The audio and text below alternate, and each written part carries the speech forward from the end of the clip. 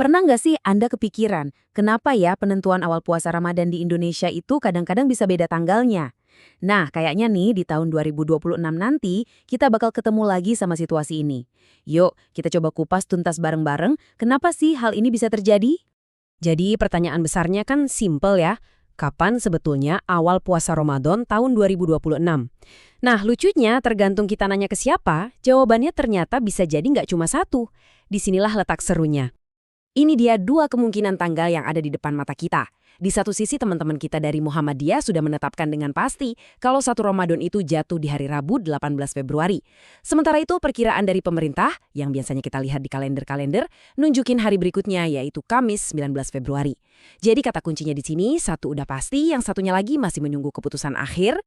Oke, kita bedah satu-satu ya. Kita mulai dari metodenya Muhammadiyah dulu, yang bisa menghasilkan tanggal pasti dari jauh-jauh hari. Kunci dari metodenya Muhammadiyah itu adalah sesuatu yang disebut hisab.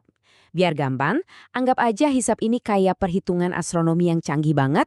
Jadi, pakai matematika dan ilmu pengetahuan, posisi bulan di langit itu bisa diprediksi dengan sangat akurat, tanpa kita perlu lihat langsung bulannya. Nah, karena metode hisab ini murni berdasarkan data dan hitung-hitungan matematis, hasilnya jadi pasti dan bisa diprediksi bahkan untuk bertahun-tahun ke depan. Inilah yang bikin pimpinan pusat Muhammadiyah bisa mengeluarkan pengumuman resmi dan ngasih kepastian ke warganya kalau awal Ramadan 2026 itu ya tanggal 18 Februari. Yang menarik di sini, ini tuh bukan sekedar hitung-hitungan biasa loh ya. Keputusan ini didasarkan pada kajian mendalam dari majelis tarjih dan tajdid mereka. Dan yang lebih penting lagi, ini adalah bagian dari upaya mereka menerapkan sebuah sistem baru yang keren banget. Namanya kalender Hijriyah Global Tunggal. Tujuannya apa? Ya untuk menciptakan satu kalender Islam buat seluruh dunia yang terintegrasi dan berbasis sains. Jadi, ada kepastian. Sekarang kita coba geser dan lihat gimana pendekatan dari pemerintah yang prosesnya itu melibatkan lebih banyak langkah sebelum keputusan akhirnya keluar. Kalau Muhammadiyah tadi fokus ke perhitungan, pemerintah menambahkan satu elemen yang sangat penting, Ruqyatul Hilal. Sederhananya, ini artinya benar-benar turun ke lapangan buat mantau dan nyari kemunculan bulan sabit baru atau hilal pas setelah matahari terbenam. Bisa pakai mata langsung, bisa juga pakai teleskop.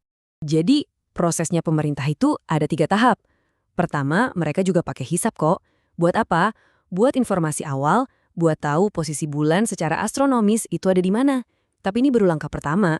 Kedua, baru deh mereka melakukan ruqyah, alias observasi langsung, dan ini dilakuin di banyak banget titik di seluruh Indonesia.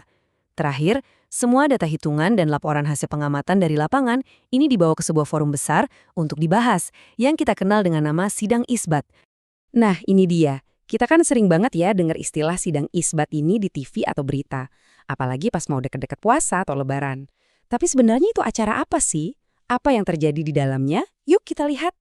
Pada intinya sih, sidang isbat ini adalah momen di mana pemerintah secara resmi mengambil keputusan dengan menggabungkan data sains dan juga tradisi pengamatan.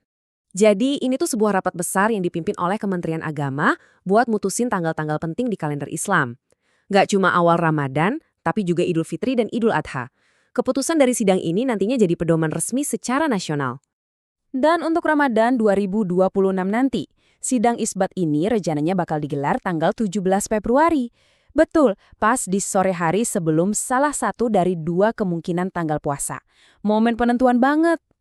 Dan coba deh lihat siapa aja yang diundang. Ini bukan rapat biasa. Ada pemerintah dari Kemenak, ada DPR, Mahkamah Agung, MUI, terus ada juga para ilmuwan dari BMKG dan BERIN, para astronom dari Observatorium Bosca ITB, sampai perwakilan dari berbagai ormas Islam dan pondok pesantren. Jadi, keputusannya itu benar-benar diambil setelah mempertimbangkan banyak sudut pandang.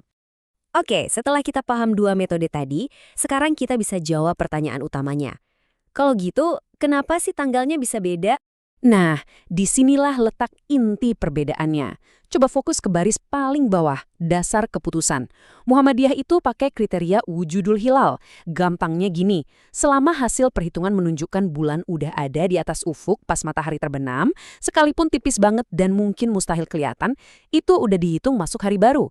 Kuncinya, yang penting bulannya sudah wujud atau ada. Sebaliknya, pemerintah pakai kriteria imkanur ru'yat. Ini lebih ketat. Menurut kriteria ini, bulan tunggal cuma harus ada di atas ufuk, tapi posisinya juga harus cukup tinggi dan cukup jauh dari matahari biar memungkinkan untuk dilihat. Jadi, yang satu patokannya ada, yang satu lagi bisa dilihat. Beda kan? Kutipan ini pas banget buat merangkum semuanya. Selama masih ada dua cara pandang ini, satu yang mendorong kalender global yang pasti berbasis sains, dan satu lagi yang menggabungkan sains dengan bukti penglihatan langsung di lokasi, ya potensi perbedaan tanggal seperti ini akan selalu ada. Ini jadi membawa kita ke sebuah pertanyaan terakhir buat direnungkan bersama. Kira-kira suatu hari nanti, dengan kemajuan teknologi dan dialog yang terus berjalan, kita bakal sampai nggak ya di satu titik di mana seluruh umat muslim di Indonesia atau bahkan di dunia bisa mulai dan selesai puasa di hari yang sama persis?